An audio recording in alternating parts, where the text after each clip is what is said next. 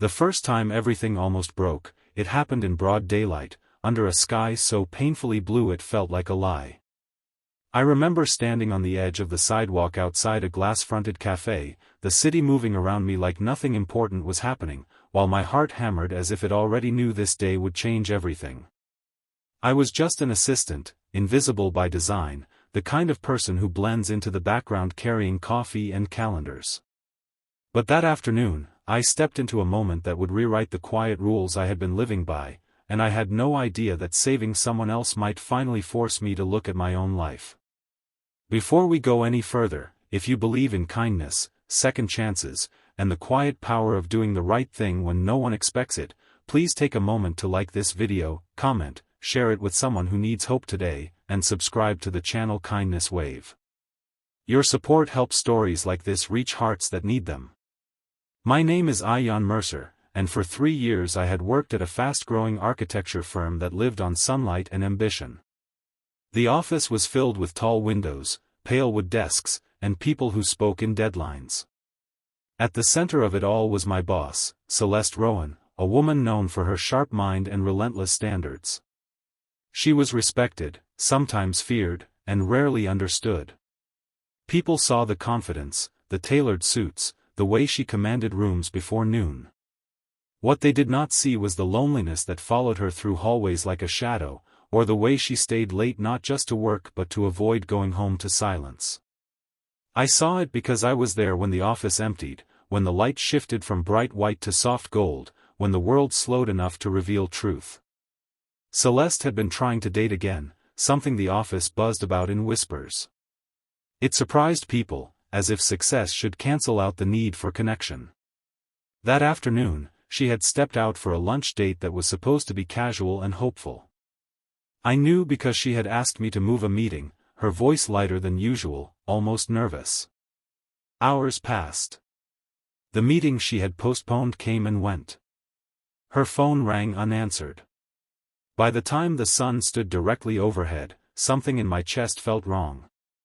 I was sent to pick up blueprints from a nearby print shop, and that was when I saw her.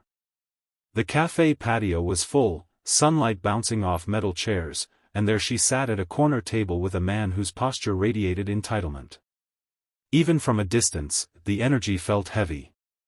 Celeste's shoulders were tight, her gaze fixed on the table instead of the person across from her.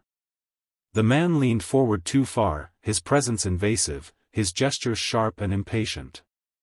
People around them laughed and talked, but their table felt like an island of discomfort. I told myself it was none of my business.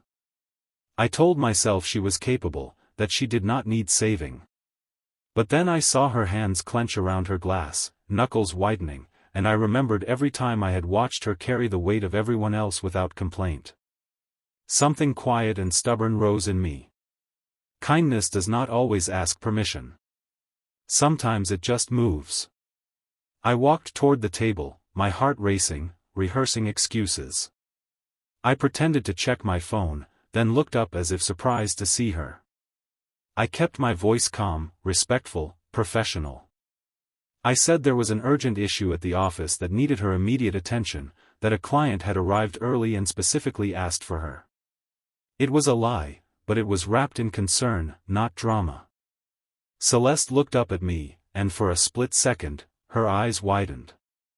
Then something softened. Gratitude flickered there, raw and unguarded. She stood, apologized briefly to her date, and gathered her bag with a speed that told me everything I needed to know. We walked away together under the open sky, the noise of the cafe fading behind us. Only when we turned the corner did she stop. The city kept moving around us, sunlight warming the pavement, but she stood still, breathing deeply, as if reclaiming air. We did not speak much on the way back to the office. Some moments do not need words. Back at her desk, she thanked me quietly, professionally, but her eyes said more than her voice ever could. The rest of the day passed in a blur of emails and plans, but something had shifted. I felt it like a low hum beneath everything else. In the days that followed, Celeste changed in small ways. She smiled more often, not the polished smile she wore in meetings, but something gentler. She asked how my mother's health was, remembered details she had never acknowledged before. We stayed late again one evening, the sun still bright outside the windows, casting long shadows across the floor. The office felt less like a battlefield and more like a shared space. My own life had been a careful routine.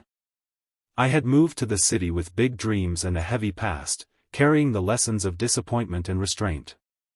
I believed in doing good quietly, without expecting anything back. That belief had kept me safe, but it had also kept me alone. Watching Celeste struggle behind her strength mirrored something in me. We were both experts at appearing fine. Weeks passed. The incident at the cafe was never mentioned directly, but it lived between us, an unspoken understanding. Then one afternoon, bright and clear, she asked me to walk with her during lunch. We walked through a nearby park, sunlight filtering through green leaves, the city softer here. She spoke about pressure, about expectations, about how people assume confidence means immunity from hurt. I listened, not as an employee, but as a human being. For the first time, she was not my boss. She was just Celeste. That was when she stopped walking and looked at me with a vulnerability that felt braver than any boardroom decision. She told me that what I had done that day mattered more than I knew, that it reminded her kindness still existed without conditions. Then she asked me something that sent my world tilting, a question filled with hope and fear, asking whether I could ever see her as more than a title. The days after that were filled with reflection. I questioned my worth, my fears, the invisible lines between professional and personal, between safety and risk. Daytime stretched on, each hour illuminated by the sun, forcing clarity. I realized that saving her that day had not been about heroism. It had been about empathy. And maybe the second chance was not just hers. We decided to move slowly, honestly, with respect. Coffee turned into walks, walks into shared lunches. The city watched us from beneath endless blue skies as something real took shape. People at the office noticed the change, not in scandalous ways, but in the lightness that followed us. Celeste was still strong, still brilliant, but now she laughed without checking who was watching. I learned that courage is not loud. Sometimes it is simply choosing connection. Challenges came, as they always do. Doubts surfaced. Lines blurred. We faced judgment, internal and external.